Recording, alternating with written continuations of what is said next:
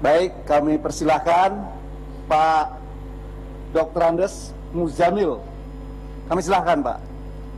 Baik, terima kasih pimpinan beserta seluruh anggota yang kami hormati, hadirin sekalian. Kami ingin membacakan satu pendapat dari seorang Dr. Gamal, alumni Fakultas Kedokteran Universitas Brawijaya. Boleh jadi pendapat ini tidak disetujui oleh sebagian anggota, tapi perkenankanlah kami menyelesaikannya sebagai hak kami untuk berbicara di forum ini. Jikapun pendapat ini tidak murni pendapat Dr. Gamal, yang ingin saya tegaskan, saya sangat setuju dengan pendapat ini. Dan saya merasa penting sekali diungkapkan di forum terhormat ini. Sehingga pernyataan saya ini menjadi tanggung jawab saya atau saya membenarkan apa yang ada di dalam tulisan ini. Begini tulisannya. Bismillahirrahmanirrahim. 2 hari lalu sebelum saya menerima penghargaan Empowering People Award di Siemens di Jerman, salah seorang panitia mendatangi saya untuk menanyakan cara saya bersalaman di atas panggung karena pimpinan mereka adalah seorang wanita. Mereka menghormati ketika tahu saya tidak bersalaman dengan wanita karena tidak ingin bersentuhan dengan non-muhrim. Saya cukup menempelkan kedua tangan saya lalu menyapa mereka tanpa menyentuh tangannya. Mereka mengatur itu di atas panggung agar saya merasa kenyamanan. Itulah toleransi. Di perjalanan ke Inggris untuk kunjungan ke 15 perusahaan, pernah saya menaiki pesawat yang tidak menyediakan makanan halal. Setelah saya sampaikan kepada mereka saya hanya bisa makan makanan halal, mereka mencari mie instan yang memiliki label halal untuk saya. Itulah toleransi. Ketika saya harus presentasi di California University yang bersamaan sholat Jumat, saya minta panitia untuk menggeser presentasi itu menjadi setelah sholat Jumat dan mereka mengizinkan. Itulah toleransi. Ketika makan malam dengan Pangeran Charles di Istana Buckingham, mereka mengatur supaya saya mendapat makanan untuk vegetarian agar saya merasa nyaman. Itulah toleransi. Di berbagai pengalaman itu, saya merasakan dan menyimpulkan bahwa bentuk toleransi adalah hormat. Bagi saya, the highest result of tolerance is respect and social relation. Hasil terbesar dari toleransi adalah respect dan hubungan sosial. Mulai dari hal yang kecil seperti makanan, cara berpakaian, cara beraktivitas, sampai hal yang besar yaitu soal agama, kitab suci dan prinsip ketuhanan.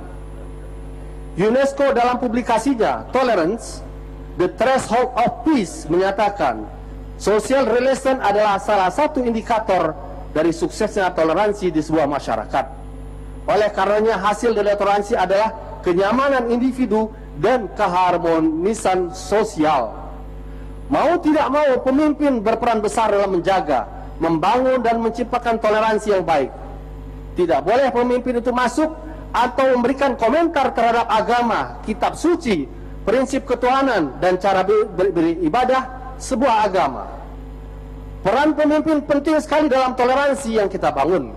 Kita rindu pemimpin yang mampu menyejukkan perbedaan kita dalam kesantunan, menciptakan keharmonisan di antara perbedaan dengan sikap saling menghormati dan cinta kasih.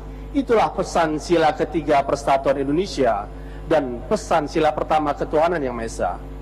Bukan pemimpin yang tidak mempedulikan perbedaan yang ada, menciptakan ketegangan dengan menghina agama, melecehkan kitab suci dan sejenisnya. Seorang pemimpin harus menghormati agama yang berbeda dan tidak menilai mengomentari agama, tidak mengomentari kitab suci dan tidak mengomentari cara ibadah. Teruntuk Pak Ahok, sungguh menyakitkan jika Anda merasakan bagaimana yang kami rasakan sebagai umat Islam.